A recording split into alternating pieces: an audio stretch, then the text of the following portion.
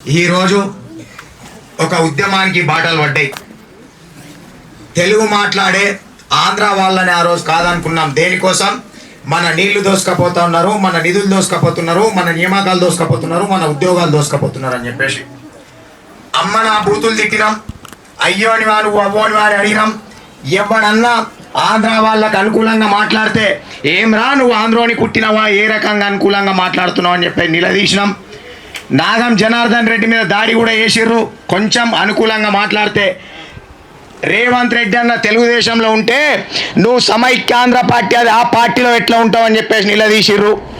కానీ ఈరోజు కొంతమంది మన సంపద కొల్లగొడుతున్నటువంటి ఈ రాజస్థానీ వాళ్లకు, మన సంపద కొల్లగొడుతున్నటువంటి ఈ గుజరాతీ వాళ్లకు, మన కుల వృత్తులు ధ్వంసం చేస్తున్నటువంటి ఈ గుజరాతీ వాళ్లకు, దో నెంబర్ మాల్ అమ్ముతున్నటువంటి ఈ గుజరాతీ వాళ్ళకు సపోర్ట్గా మాట్లాడుతూ వాళ్ళు హిందువులు, మీరు హిందువులను వ్యతిరేకిస్తారా అని చెప్పేసి మాట్లాడుతూ ఉన్నారు. నేను వాళ్ళకు సూటిగా ప్రశ్నిస్తూ ఉన్నా. యాదగిరి గుట్టకెళ్ళి 38 కోట్ల రూపాయలు మన హిందువుల పైసలు ఎత్తుకొని పోయిన రాజస్థాని వాడు. మన హిందువులే కదా, ఏ రోజు కూడా మీ నోళ్ళు ఇవ్వలేవే. మరి హిందువులే కదా, అందరు కలిసి వాళ్ళకి పైసలు ఇవ్వలేరు, బీదోళ్ళు కదా, 38 కోట్ల రూపాయలు ఎత్తుకొని పోయారు. పెద్దపల్లి జిల్లా మంతనికి వెళ్ళి 8 కోట్ల రూపాయలు ఎత్తుకొని పోయారు. గోదావరి కానికి వెళ్ళి 28 కోట్లు ఎత్తుకొని పోయారు. హైదరాబాద్ ప్రగతి నగర్కి వెళ్ళి 39 కోట్ల రూపాయలు ఎత్తుకొని పోయారు. జయదీర్ గుట్టకెళ్ళి 6 కోట్ల రూపాయలు ఎత్తుకొని పోయారు. బిజినెపల్లిలో బంగారం వ్యాపారం చేసుకునే ఒక హోల్సేల్ సప్లై చేస్తాడు ఆంధ్ర అతను, మన హిందూ. అతని దగ్గర 5 లక్షల రూపాయల మాల్ ఉద్దరి తీసుకున్నారు ఈ గుజరాత్ వాళ్ళు. తీసుకొని నీ పైసలు నీకు ఇస్తాం రా అని చెప్పి ఆయన దగ్గర బంగారం ఉంటుందని వీళ్ళకి తెలుసు.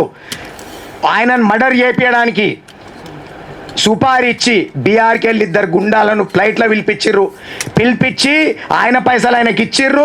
నిన్ను గద్వాల్లో తీస్తాం, మేము అటే పోతున్నామని చెప్పి కాలర్ ఎక్కించుకొని టవాల్తో ఉరేసి చంపేసి 78 లక్షల రూపాయలు అతని దగ్గర ఉన్న మొత్తం బంగారం దోసుకున్నారు. ఆ రోజు వీళ్ళకి కనబడలేదా మన హిందువుని చంపేసిరని చెప్పేసి అడుగుతా ఉన్నాం. కుల వృత్తులు కాపాడుకోవడానికి తెచ్చిన తెలంగాణ ఉద్యమంలో కూడా మేము లేవనెత్తినాం. మా పొట్టలు కొడతా ఉంది, మన కుల వృత్తిదారుల పొట్టలు కొడతా ఉంది. గుజరాత్, రాజస్థానీ, బెంగాలీ వాళ్ళు, ఆంధ్రోళ్ళు మాకు ఎక్కడ కూడా అడ్డంకి లేరని చెప్పినాం. అప్పుడు ఏం చెప్పారంటే తెలంగాణ రాష్ట్రం రాని, ప్రతి దానికి తెలంగాణ రాష్ట్రం వస్తేనే మనకు సమస్యలకు పరిష్కారం దొరుకుతుంది అన్నారు. నమ్మి తెలంగాణ ఉద్యమం చేసినాం. మేము ఎవరికి హైదరాబాద్లో బిజినెస్లు చేసుకునే వాళ్ళకి అడ్డంకి కాదు.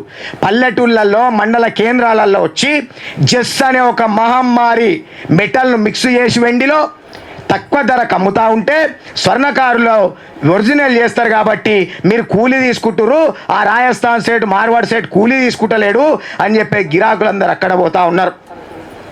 ఈరోజు ఉద్యోగాలు లేక నా తెలంగాణ జాతి బిడ్డలు మొబైల్ షాపులు పెట్టుకుంటా ఉన్నారు. వీళ్ళు డూప్లికేట్ యాపిల్ ఫోన్లు కూడా తయారు చేసి డూప్లికేట్ యాపిల్ ఫోన్లు అమ్ముతూ ఉన్నారు. డూప్లికేట్ కరెంటు సామాన్లు అమ్ముతా ఉన్నారు. బట్టలు అమ్మే నా పద్మశాలి సోదరులు ఎవరిండ్లలోనన్న పెళ్ళి ఉందంటే సైకిల్ మీద మూట కట్టుకొని ఊళ్ళల్లోకి వచ్చి ఉద్ధరించేది. పెళ్లి పెట్టుకున్న మా ఇంట్లో పెళ్లి ఉందంటే సంవత్సరం దాకా ఉద్ధరించి ఆదుకునేది. వైశ్యులు కిరాణా సామాను ఉద్ధరించేది.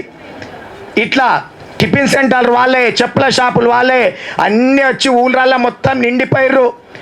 ఆంధ్రలోనే వద్దనుకున్నాం. తెలుగు మాట్లాడే వీళ్ళది మన భాష కాదు, యాస కాదు, మన పొట్టలు కొడతారు, మన కుల వృత్తులు దెబ్బతీస్తుర్రు అంటున్నాం. రాజకీయ పార్టీలను కూడా సూటిగా అడుగుతా ఉన్నాం. మీకు వాళ్ళ ఓట్లు కావాలన్నా, మా ఓట్లు కావాలన్నా? ఒక్కొక్క నియోజకవర్గంలో అందరం వ్యాపారాలను కలిస్తే ఒక్క ఎమ్మెల్యేని ఓడగొట్టే శక్తి మాకుంది, ఒక్క ఎమ్మెల్యేని గెలిపించే శక్తి మాకుంది. 1,00,000 ఓట్ల ఒక ఓట్ల కెపాసిటీ బిడ్డ అని చెప్తా ఉన్నాం.